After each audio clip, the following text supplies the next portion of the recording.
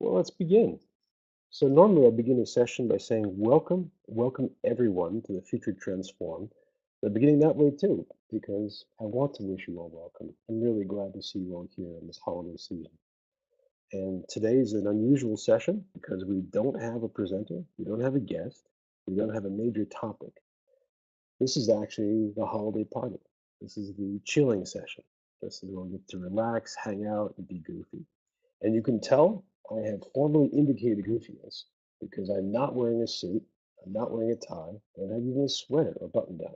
Instead, I've got a great old 1970s t-shirt, and you can see the awesome NASA logo from it. So this is a sign that this is the down tempo future transform, a chance to hang out and relax. So let me just introduce everybody to the technology. And before that, let me quickly thank people who make this all possible. Remember, this is an outgrowth of the Future Transform. That's my monthly research report. You probably all are subscribers. If you're not, you have to go and join ftte.us and learn. And we only do this, again, with the help of two very generous sponsors. On the one hand, from New York State, we have NiserNet, who helps support networking for academia in that state, and we're very grateful to them for their support. And as you can tell from the visuals, we want to thank Shindig, because Shindig has made possible the technology here, and they've also made possible the people who are able to help us. So today, that's got to be Christopher.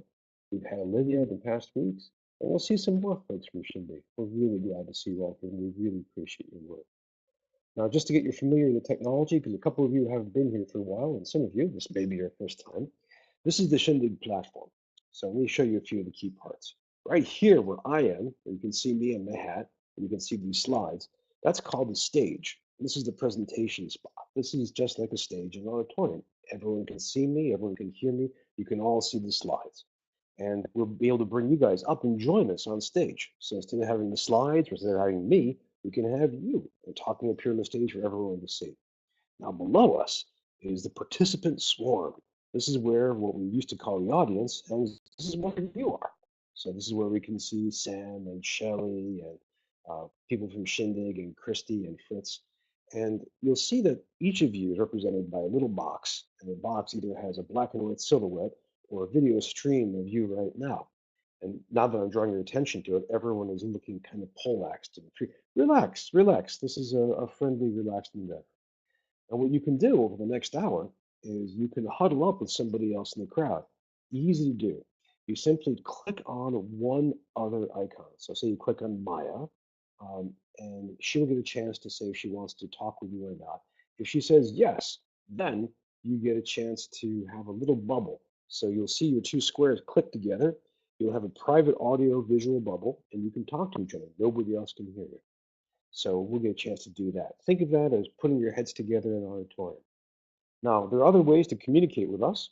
Let me just draw attention to a couple. If you look in the bottom right of the screen, are my favorite two orange dots in the world. One of them has a hand and the word raise on it. If you click that, that tells us that you want to be up on stage. So click that at any time and we'll bring you up. And if your camera works, if your mic works, and if you're comfortable with that, please do. And if you haven't seen this before, it's really easy to do. It takes 2 clicks, we're up, and we get to go. Now, if you would rather instead just send out a question by text, that's easy. Just click the orange Ask button. Type in an observation or a question or a comment or a joke or reference to the ungodly temperature you're experiencing right now, whatever you like, and we can flash that on the screen and I'll read it out loud. And meanwhile, if you want to interact with us outside of this forum, just head on out to Twitter, use the hashtag FTTE, and you can already see it. We've seen several different people who are already tweeting at us. We have Green Terry, we have Maya Georgieva, who are already tweeting away. And that has that everybody in the world can see it, um, and you can bring in more people. So those are the different ways we get to interact. Now, today, again, this is our holiday party. We've never done this before. We have no program. We have nothing that we want to show you, teach you, challenge you with. We just want to hang out. In fact, I will sit here with my t-shirt, my funny hat, and I will drink my ice cold Vermont water. And already, someone wants to come up on stage. Samantha, why don't you come on up? Chris, haul her on the stage. Hey, Sam. Hi, Brian. Hi, everyone. How you doing? Great, great. Are you in Chicago right now? I'm in Chicago, and I too in my informal holiday wear, which is this not from the '70s, but a hoodie. So All I'm right. enjoying. Oh, put it Yeah. on, put it on. I want to see it. I want to see it. Oh, yeah. Zuckerberg, you know. Oh yeah. Oh yeah. It's the life. It's a winter wonderland outside my window. It's absolutely beautiful, but after about the third snowfall, it gets a little redundant and it is a little chilly. Yeah. But Yeah. I love the holidays. Is the temperature above zero? It is above zero, although we had below zero wind chill over the weekend, which made it a little bit more difficult to leave the house. But hot chocolate helped with that. Oh yeah. Yeah.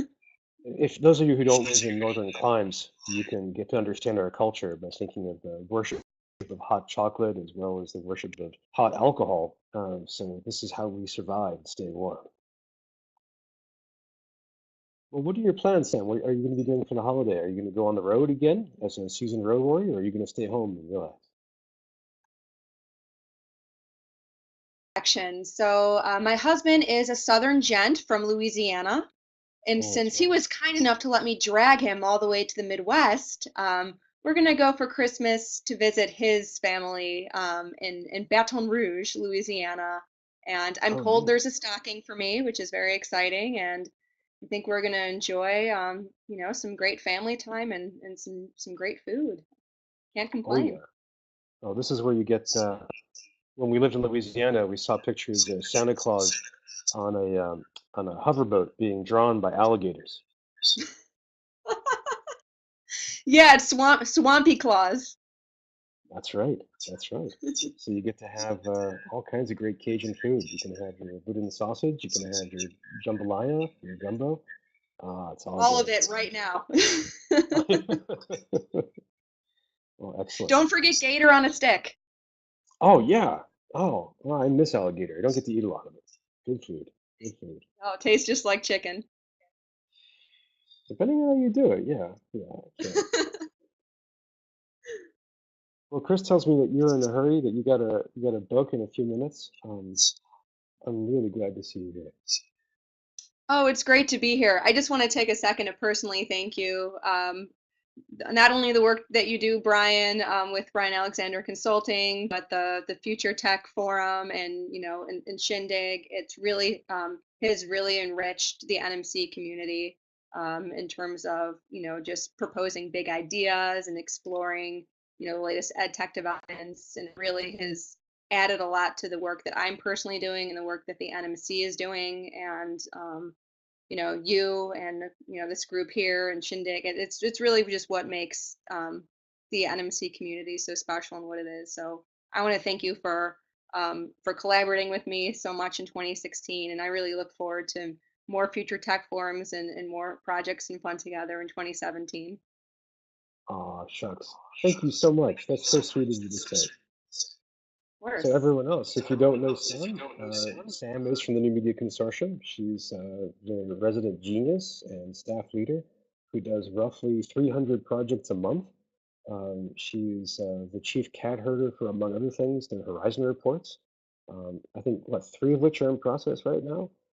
Um, Actually, let's see. We're working on the higher ed report. Just started the library one, and I'm working on a Nordic and a Chinese one as well. So four right now, all slated to be released between January and March. So watch nmc.org for updates, and certainly feel free to reach out to me. It's Samantha at nmc.org, and I actually see some faces that have participated on the Horizon expert panels, and I want to thank you and, of course, Brian, for your many insights and contributions this past year. oh, shucks. Well, thank you. Thank you. Have some more hot cider from us. Will. And if you guys Thank haven't worked with NMC, please do. Please do. They're great to work with. So thank you again. That's the nicest thing. That's a great present, and that's a great present to all of you guys. And one of the reasons we wanted to have this relaxation, this celebration, this holiday party is because all of you guys who have come to the forum, all of you who have been doing work, all of you have been asking us questions and spreading the word, watching the videos, suggesting guests. We couldn't do it without all of you. And we really, really appreciate it. Well, speaking of more people, we have Maya Gorgieva from New York City who wants to come up. And then we have Liz Evans. So why don't we bring up Maya? Because I think Maya may have something to show us.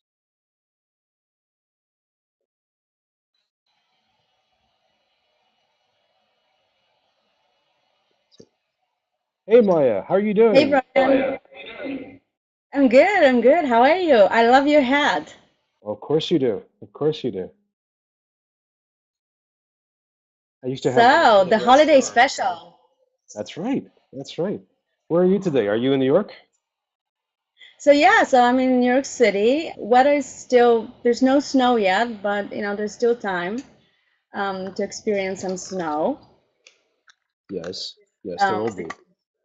which will be nice. But talking about the holidays, I have a few toys here. I thought I'd like to share with everyone, with you and everyone else. Please do. Please do. What have you got? So yeah, so Santa came to town a little early this year, and what I have here is the official Snap spectacles, which Oh, wow. took me, which is an experience and a trip to get in. But here we go, and I'm gonna like actually open them This is our as we first speak. unboxing. Yeah, so we're gonna do like a little early opening gifts, Oh, yeah. I Yeah. guess. So they come this way, and here we go. So they come in a case, and let me just open here.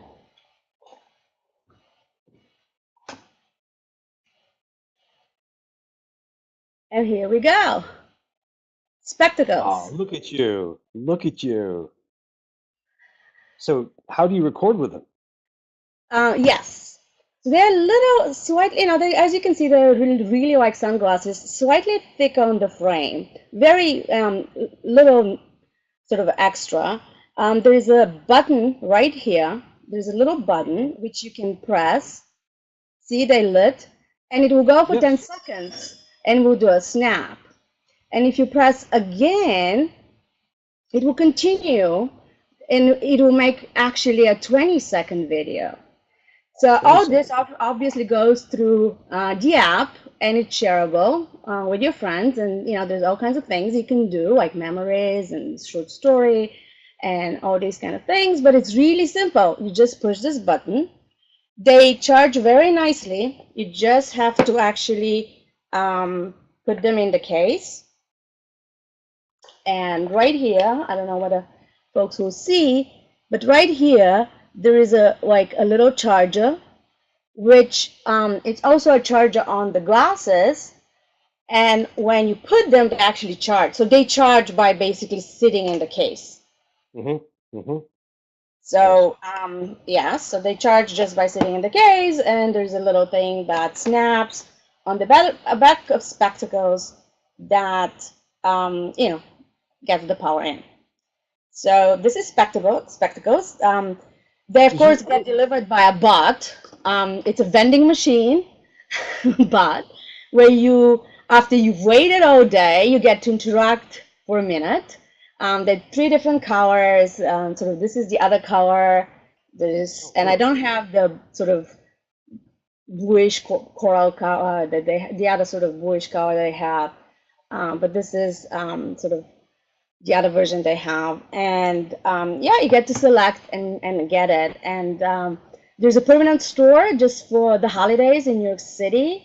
I shouldn't say permanent. There's a pop-up store in New York City right next to the Apple store.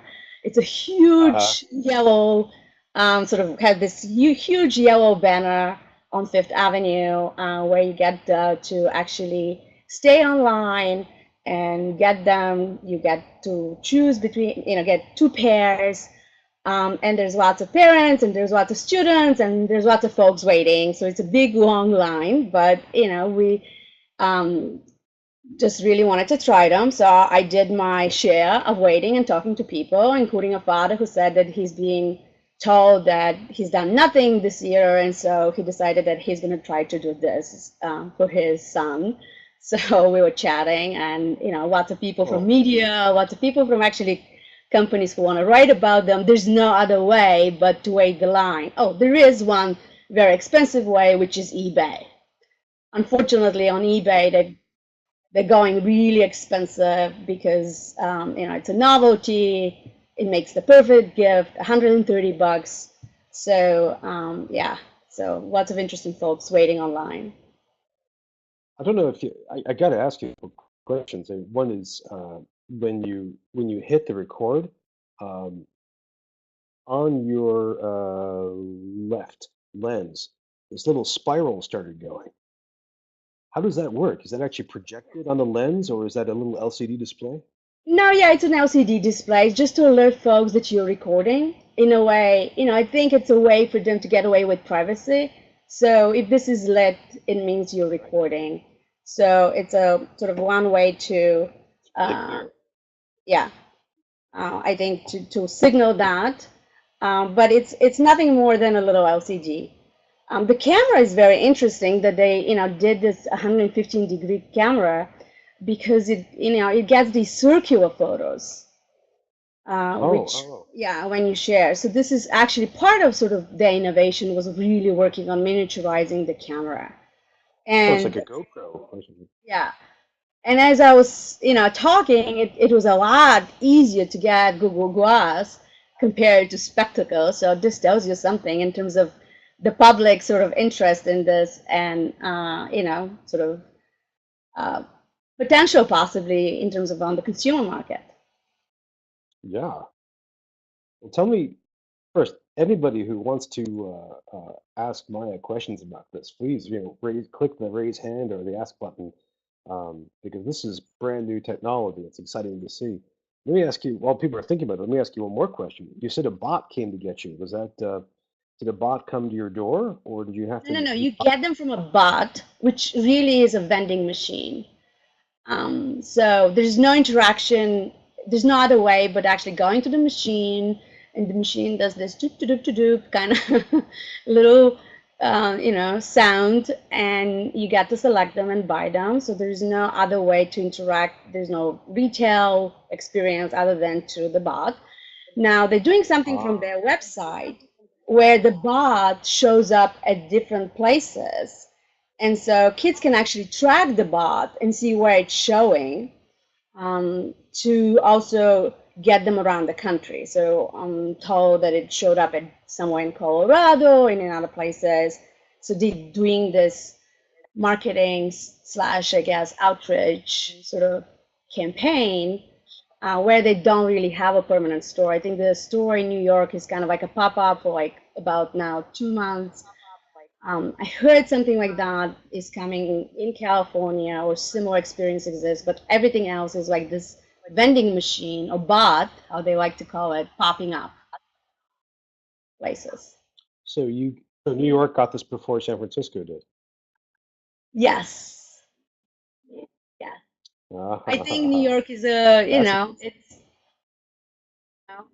it's really like a place where so many people get to, I guess, get access and see them. So it's fun. Well, that's so cool. Vanessa wants to come up. Chris, why don't you pull me down and put Vanessa up in my place first?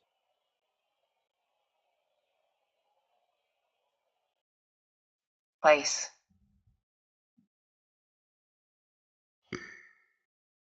Well, hi. I thought that is my sound all right? Well, I thought Chris said that he was going to bring me up to say hello to Brian, but he's gone. Are we the only? Are he and I the only ones wearing hats? He said to wear a hat, so I wore a hat. Well,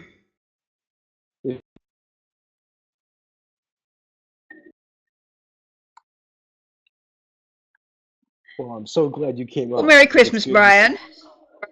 Merry Christmas to you. We both have Good to see stylish you hats. too. Are we the only ones wearing hats? I So took you at your far, word. I stole this. Maybe it's an anarchist thing. Wearing hats when no one else will. I stole this one from the skeleton. Oh, the poor skeleton. What's the skeleton going to wear? Well, he's got she, because she's a Katarina. She's got a red hoodie. She won't be cold. And then she'll get the hat back. No, you look great. Hey, Vanessa, it's been so good to see you here all year. You've come in every session. You've had great comments and thoughts. You've fought through bandwidth to talk to us. It's just been great seeing you. I really appreciate it. You're a great Well, member of the I've missed a few, but I've tried to make most all of them.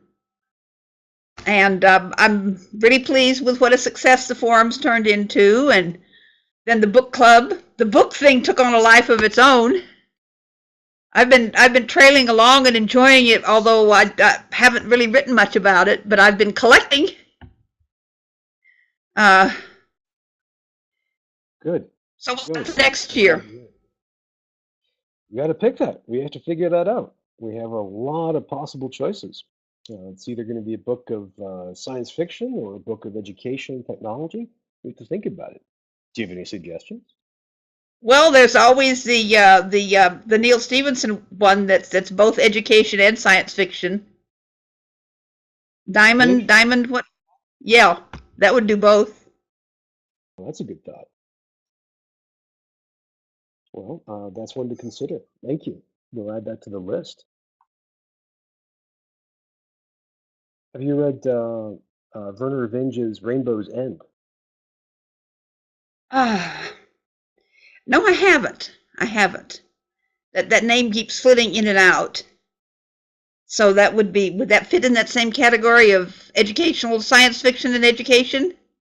That would make an interesting series.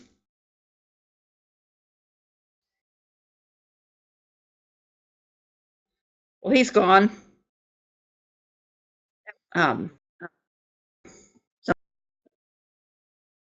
Sorry, I think I just fell off the stage.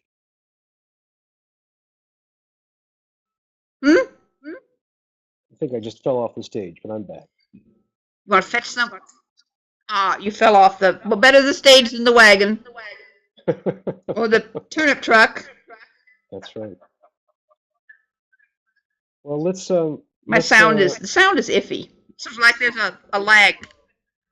There's a little lag. But I'm glad to see you. I'm glad to hear you. We've got another person who wants to come up on stage, Vanessa. Let me bring Liz Evans up, if she works. And let me thank you again, Vanessa, for sharing us with your skeleton.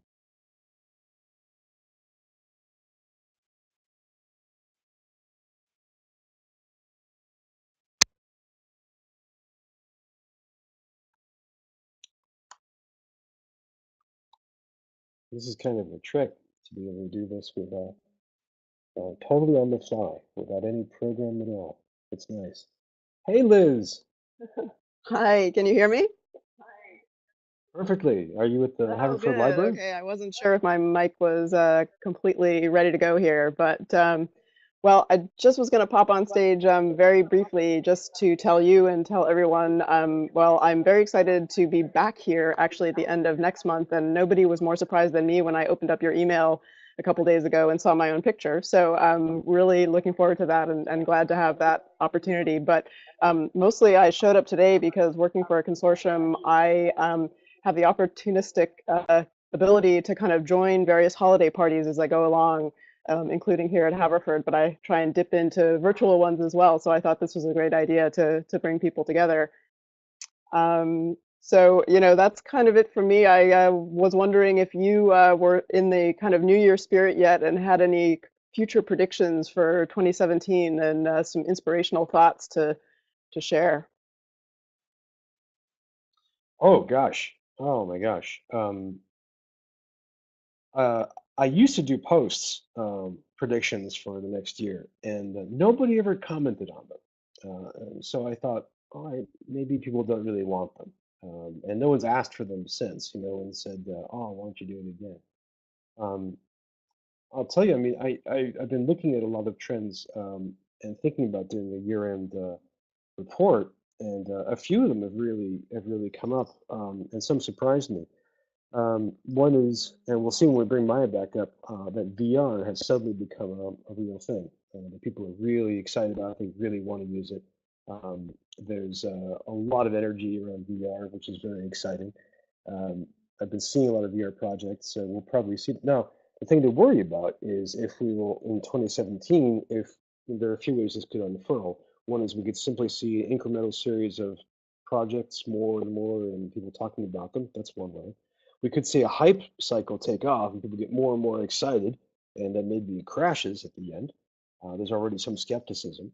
Or it could be that we see a major step forward, such as a Blackboard launch of big VR integration, or we see a major educational content provider like Pearson, McGraw-Hill launch some major VR thing. But well, I'll ask Maya about that when we bring her up in a sec. Um, I tell you the inspiration. There are two things that inspire me, and that have inspired me continuously. And in my work, and I think everyone runs into this, we always run into dark moments where we get overwhelmed or we get stymied. And in my field, I look at the future and I sometimes see things that are frightening or depressing. And the two things keep me going, and they're pretty related. One is I look at today's rising generation of teenagers and think that in many ways they have a hard deal. They came of age during the Great Recession, which is hard. It means their lifelong earnings are going to be depressed. And it means that it gives them quite a mental outlook. They've come of age when we are aggressively pursuing global warming, and we know we're doing it. We're eyes wide open, and we're giving the planet to them, cooked nicely. And they're also the first generation that has no memory of life before September 11th. The national security state we now have is normal for them. And then, if you, with all that, you talk to people 50 and older, they complain about these kids. They think they're snowflakes. They think they're coddled. They mock them, and these kids get to work. They don't become nihilists. They don't act out and shoot people. They are instead creative and productive. Um, I think about them every day, and I'm not actually sure we deserve them. I think they're. I think the world needs them. So that's one inspiration. The other is when I look at all the technology that we've got, look at all the tools for creativity. And we had Sam Evans on from Sam Becker from the Unity Consortium. I think that all the tools from gaming, from social media, for video, for VR, because we're living in a creative renaissance. And there are a lot of downsides to living in a renaissance, a lot of chaos and uncertainty. But I think it's exhilarating to be seeing storytelling after storytelling platform movement arise. So for me, those are two inspirational thoughts going forward: this rising generation and the storytelling benefits of technology. What do you think? Yeah, so interesting. And I think when I think about this issue of the generational experience of being perhaps in my generation, having lived through the invention of the internet and so many things that have come with it, compared to somebody like my daughter or even the younger college generation now, never having known anything different, but also experiencing such rapid change even in the moment. And as much as I think every generation has looked back and been concerned about the next generation's the loss of things that in terms of communication and the experience of growing up. It seems the change is so rapid now, and I'm wondering we're processing the change even as we're experiencing the change and continuing to push through it. So that's why I love these kind of conversations, because I think it brings up the very deliberate thought process about it. So I always enjoy learning from you, and that's why I was just curious what was on your mind. Cool thing. There's a lot more, but I'd like to hear from other folks, Liz, rather than me. You'd like to hear from me too. I'm looking forward to. Please stick around. Let me. I want to. Maya had some more goodies she wanted to show us, so I want to bring her up. But I may bring you up again before the hour is out, and then we'll see you next month too, right? Great. Yep. Sounds good. Looking forward to it. Maya, what did Santa bring you? Yes. Okay, Oh, you so look awesome. coming here with my number 2, and of course there's number 1, but let's go to number 2. And number 2 this year is Google Home, the virtual assistant. And I got Google Home, and I've been dreaming about Google Home since I was a kid, that I can just talk to a computer, I can talk and get answers, and I absolutely love it. You know, you get to power it like, hey Google.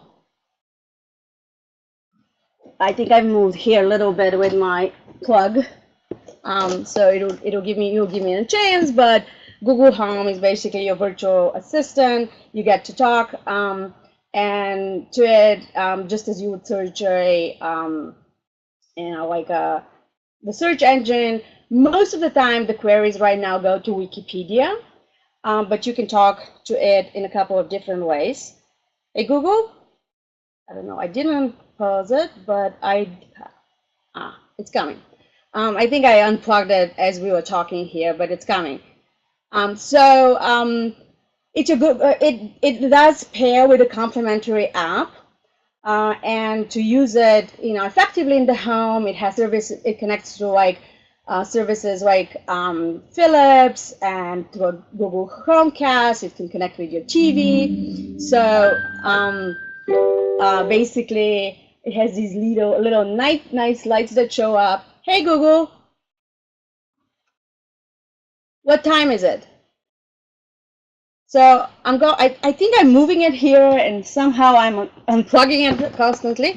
You know, it can give you the news. I can profile my news so that it actually gives me the news in an order and the sources I'd like it to be. It also can give me a preview of my calendar, of my day, the weather. I can ask about a museum opening. It doesn't do movies, which is a little frustrating. I was hoping like it will get me like schedule for movies, but it doesn't do that yet. Okay. Hey Google, what's the temperature outside? In New York, it's 40 degrees Fahrenheit. And so occasionally I try to teach it things, so let's see if I was able to. But hey Google, who's my favorite education futurist? You told me that you like Brian Alexander. So I tried to teach it. It's not, you know, it's not yet completely.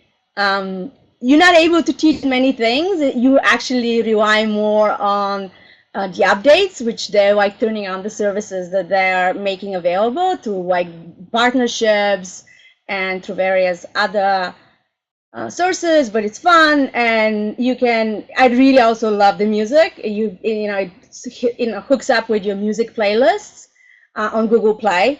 Of course, you kind of have to stick with the ecosystem. But it does really nice, like you can, and hey Google, play some Christmas music. All right, here's a Google Play music station called Today's Pop Christmas. Hey, where you going? I gotta go. Have you finished this drink? I really can't stay. Baby, it's cold outside. I've got to go. So And finally, it actually you can interact a little bit with it. So, for example, hey Google, tell me a joke. What do you call a boomerang that doesn't come back? A stick. So, yeah, humor doesn't always work, but it's kind of fun, and I sometimes try to exhaust it and say, like, hey Google, tell me another joke. How many teenagers does it take to screw in a light bulb? Whatever. So I've heard some better ones. Today it's not in the mood of jokes, I guess, but I really love just interacting with it and just looking for new additional services. What is kind of interesting is because you use your voice, the interface does disappear. And I've been on and off on podcasting and using other services, and I'm completely hooked every morning to say, hey Google, good morning, tell me the news. And it kind of goes through my podcasting while I'm just kind of gearing up here. And I love it. I really love that part. It is my number 2 holiday gift. I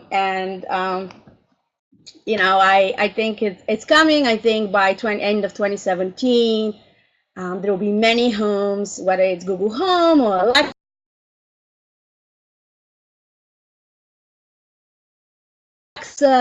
that will have this in the house. That's great.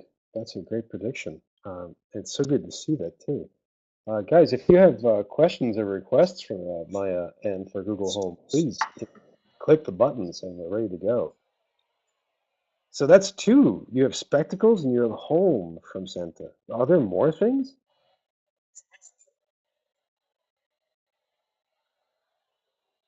Yeah, number 1 is coming a little later whenever you're ready. Okay. And again, I so appreciative of our ongoing conversation that you give to the community and you give to all of us, but you've provided me personally. And I look forward to collaborating in the future. But it's been a great year, and feel so fortunate that we've had so many meetings on the traveling future educational trail. It is traveling, and you are so kind. Thank you so much, Maya. I mean, you contributed so much. You've been in 2 different events, you and Emily, and you've been a great collaborator, and you've been such a great thought leader in terms of VR and AR. It's just great to know you. Well, hang on. You've got one more gift from Santa, but we have Carl wants to come up. This is Carl Akarainen. So Maya, let me just knock you off for a second so you can get your 3rd package ready. Let's bring up Carl.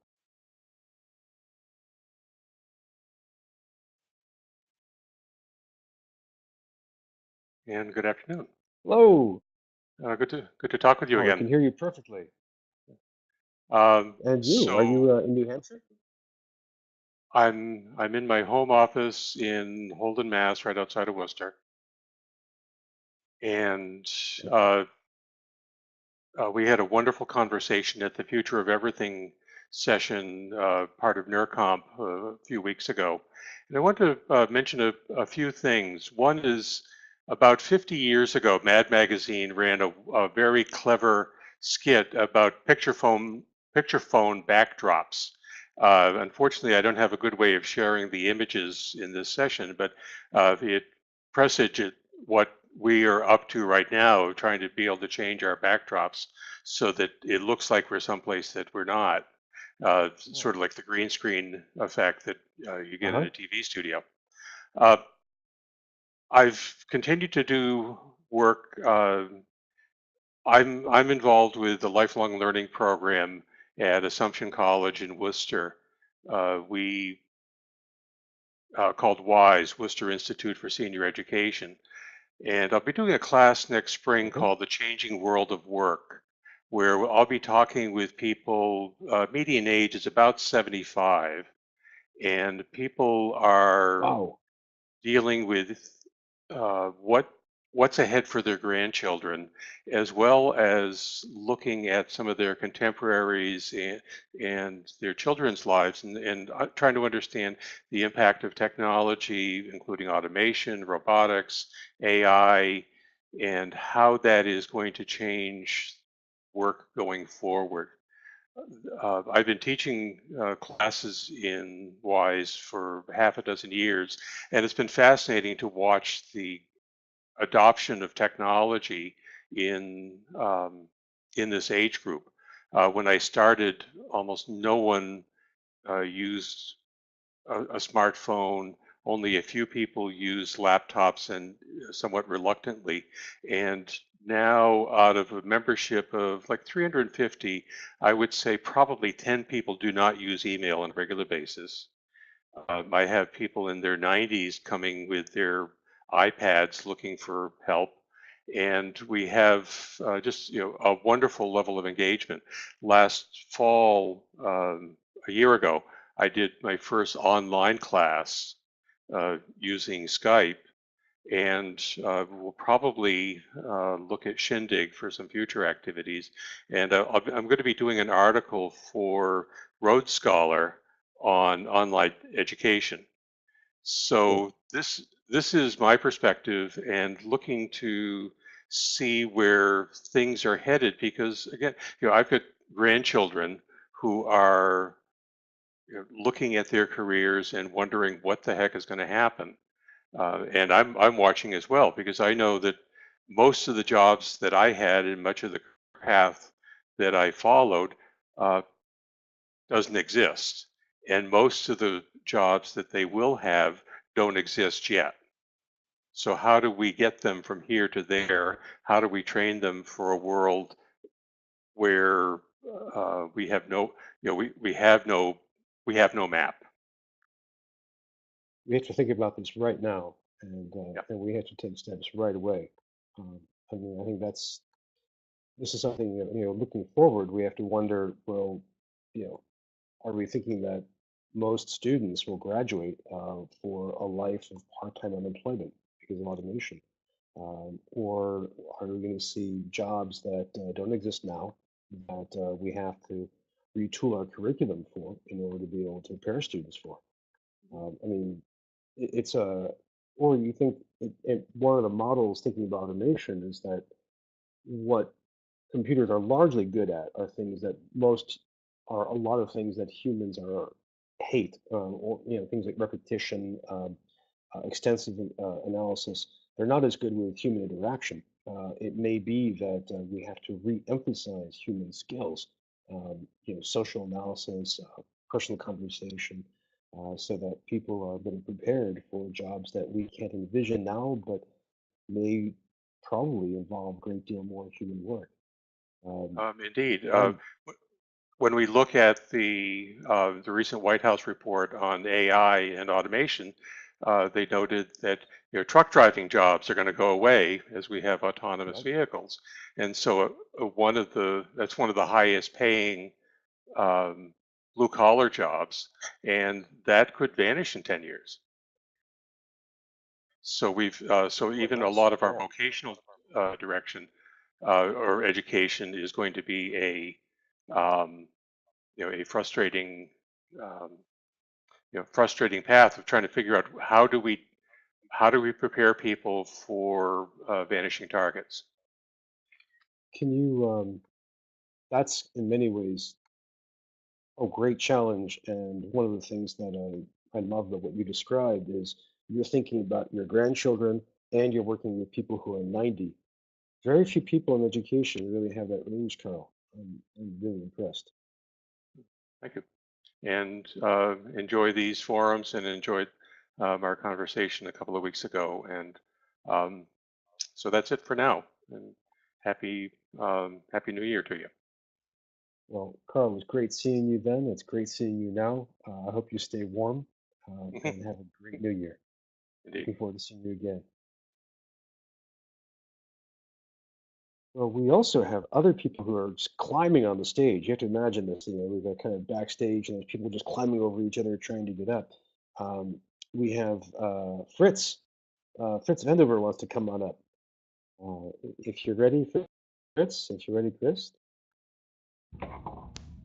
Hey everybody! I'm waiting to hear some Price is Right music, bringing me up on stage like I just won my dollar bid. It's a little Brian, Brian, I want to say first of all, I'm really enjoying your future trends and education reports every month.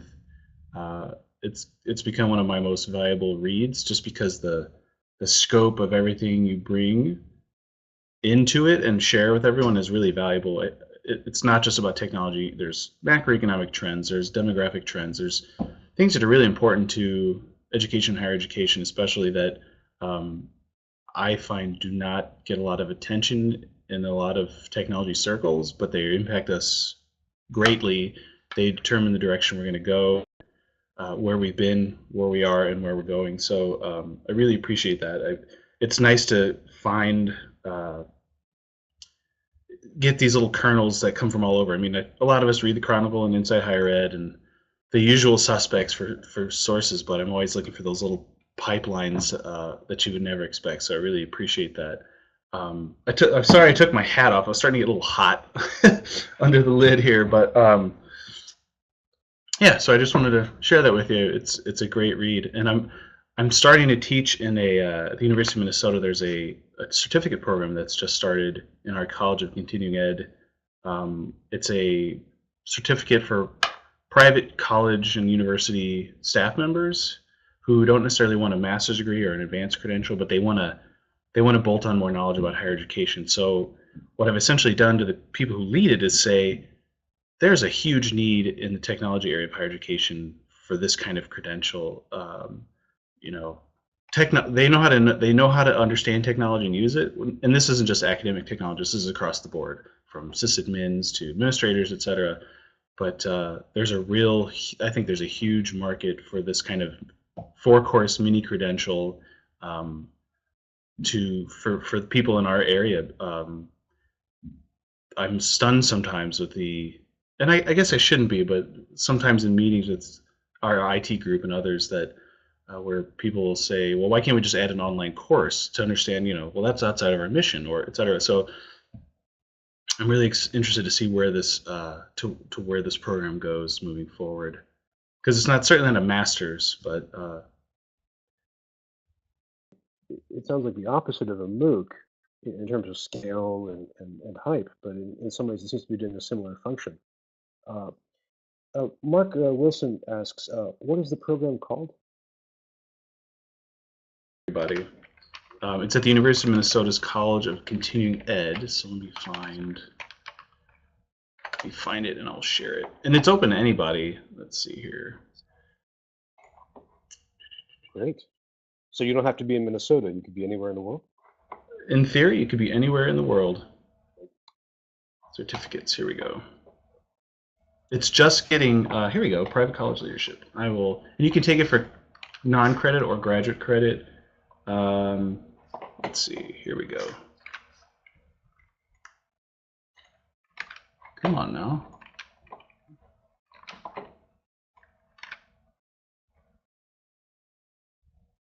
Well, if you want, you could put it on Twitter and we can. Yeah, I'll post it on Twitter. So yeah, everyone take a look, and even just to know your thoughts about when you see this, what you think of it, the applicability to people in our area would be really helpful. So I'll pop it on Twitter in just a moment. Oh, I'd love to see it. Thank you so much. And I yield my time. Well, thank you to the gentleman of Minnesota. We have Maya standing in the wings, who has a third gift from Santa. Why don't we bring Maya up, who can show us another artifact from the future. And thanks again, Fritz.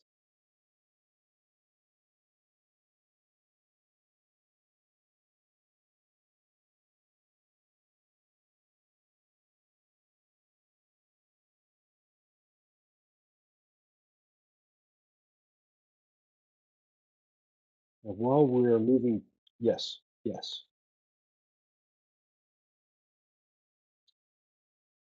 And while we're moving people around, can you just say what a pleasure this is just to hang out with you all, just to relax and at the same time learn because you have so many ideas.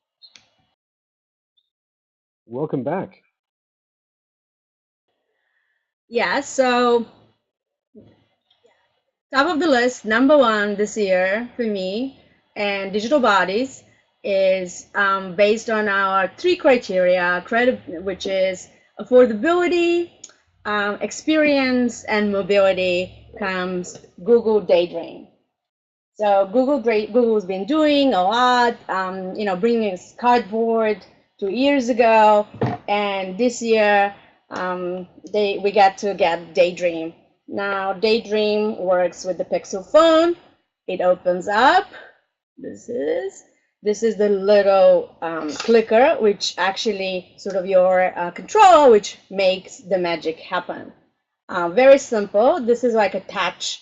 That little circular thing that you see is actually, it's actually a trackpad, so you can navigate with it, and very simple. It has only 2 buttons, so you can point and do things. It works for some games and certainly works for some experiences. It works also when you navigate through the Daydream platform. So certainly this is an improvement from cardboard. It's much more immersive in my sort of view of trying different mobile units, in particular in this category, like GeoVR and a number of other ones that are out there on the market. This is by far the most immersive one. One is the little control, and 2 is the Pixel phone.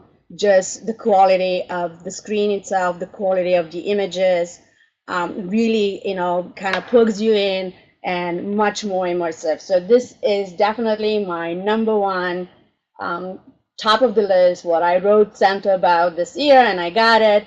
I'm very happy about this. So we'll be spending sort of snow or no snow. I'll be spending some time with my Daydream View this holiday season. What would you say the Daydream plus Pixel is the best low-cost VR setup out there right now? Yes. I think that on the market at the moment, obviously they're talking partnerships. So at the moment, this only works with Pixel, but they are talking partnership with Motorola. Like there's a Moto phone. They're talking partnerships with other, I think, with other sort of tech providers. So it will be interesting to see. It will be certainly nice to see, especially for the educational community, because the Pixel phone, there's, while they're selling more than I think expected, it certainly is a phone that just started selling like 2 months ago. So not that many, students or not that many folks in academia have it, but it's a great experience. And the little I love the little magic. This turns into a magic wand, and sort of one of the latest sort of experiences they have. So it works really cool, and I've been kind of trying to like almost break it, sort of the experience sort of designer in me, and I've been very impressed at how responsive it is. And how, what it looks like a very simple interface and very simple, options here work incredibly well. Like in some ways, I remember doing Star Trek VR, which, I'm a huge Star Trek fan, so I was so excited to do it. And it really took me time because they're doing it with a game controller. And so it really took me time to kind of learn how to enjoy the experience, because it takes you time to to kind of do that pairing in your brain and wire yourself and enjoy. Versus this, it's so simple. You probably will do 1 or 2 mistakes and then you're ready to go. So I love that part about this, and I think it's been an interesting year about VR, and as this we've been following very closely on digitalbodies.net and all the immersive learning stuff. Very interesting to see. So at the end of the year, I think Google is a winner with some of the work they've done. Obviously, in their category, now, the HTC Vive is incredible, also gives incredible experiences, but it comes at a higher price tag. Yes, it does. Much more expensive. So Google's winning at VR and they're winning at AI. It's an interesting combination. Morning, and I'm like, well, as much as I have so many questions about now how much of my conversations with Google Home gets recorded and how it gets analyzed, as much as I'm totally hooked on it in a month. And they're definitely creeping into our lives and into our homes, and there's a whole nother conversation around this of where is this going? We're gonna actually need to get going. We're running out of time, and I'm in a building. You can't see it because all you see is this wall, which is closing in half an hour. So I'm gonna have to hurry up. Um, Thank you, Maya, for showing us that. Listen, sometime in 2017, we need to have you and Emily on to update us all on VR and mixed reality. So we'll have to figure out a time for you guys. Thank you, Brian. Happy holidays. I hope you have a restful, holiday season, and I'm sure many new ideas and, a happy and peaceful 2017 new year. Thank you. Thank you. The same to you and yours. Thank you, Maya. Thank you. Take care. Well, I hate to say this, but we're right at the edge of our session. After all this, we've been hanging out, and now we have to think more about the future. I've got to say, I'm humbled and delighted to hear so many sweet words from all of you, from Fritz, from Maya, from Sam, from Vanessa, from everybody. It's really heartwarming. We've had now 42 Future Transform sessions, and Liz, this is the 43rd session, and we have, I think, built up together something really special. I'm looking forward to where it's going next year. Uh, I just put this up right now to show you. Looking ahead, we have guests being slotted in for our next year. Already for January, we have Adriana Kazar, who's a student of higher education who has a new book out, which is very exciting. We have Malcolm Brown from Educause ELI, Gary Rhodes, Liz Evans, and this is just for January. And we have more and more people. As always, please let us know which other people we should invite. We're always looking for more guests.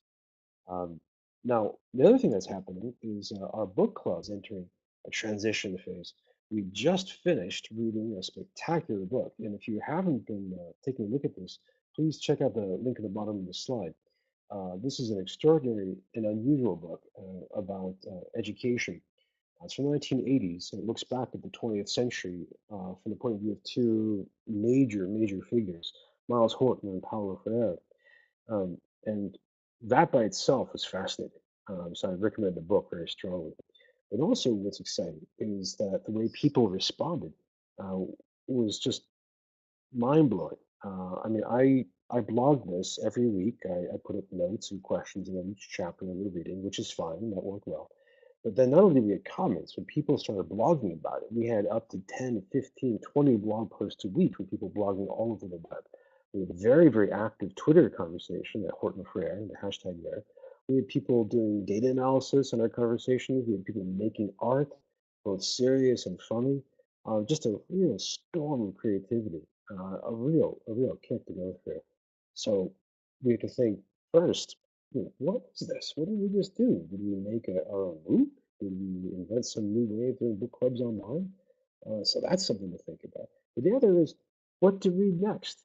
Some of you may have been following this, and Vanessa mentioned having a stack of books. We've been reading some books that are about education and the future. Everything from a book about children and the differences in class to books about technology and the transformation of the academy. We've also been reading a lot of near future science fiction to try and give us an imaginative sense of where education technology could go. So over the holiday, you want to think, what would be a good next book to read in January? So just put that in your brain to think about. Now, in the meantime, as always, we have a lot of stuff on the web to show you. If you want to learn more about Shindig, go to shindig.com. If you want to learn more about the Future Trends Forum, if you want to learn more about the Future Trends Report, go to ftte.us. If you'd like to see our back catalog of more than 40 recordings of forum sessions, that's all over YouTube ready for you. In the meantime, um, thank you so much. You guys are a great community. I'll be here for about 5 minutes more to chat, so I'll climb off the stage. But please, let's continue hanging out for a little while more. And if I don't get to talk to you in person, have a fantastic holiday, and I'll see you in 2017. Thanks.